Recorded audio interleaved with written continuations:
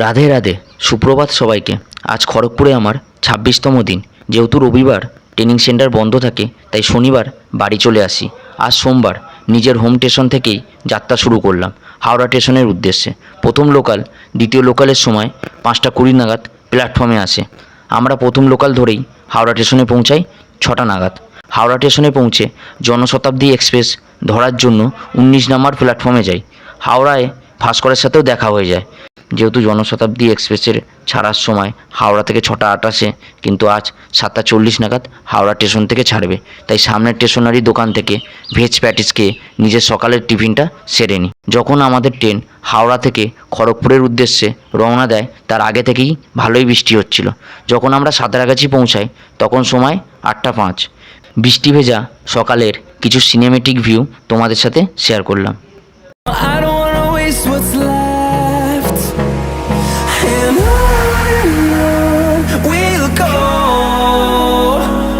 through the wastelands, through the highways, till my shadow turns to sun rays, and on we'll go,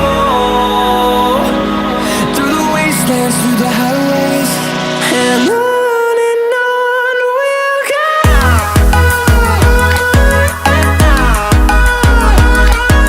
খড়গপুরে আমাদের train পৌঁছালে আমরা স্টেশনে নেমে পড়ি।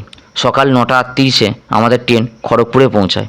খড়গপুর স্টেশনের প্ল্যাটফর্মের বাইরে থেকে টোটো ধরে আমরা হোস্টেলের উদ্দেশ্যে রওনা দিই। হোস্টেলে পৌঁছে রেডি হয়ে ক্লাস অ্যাটেন্ড করি।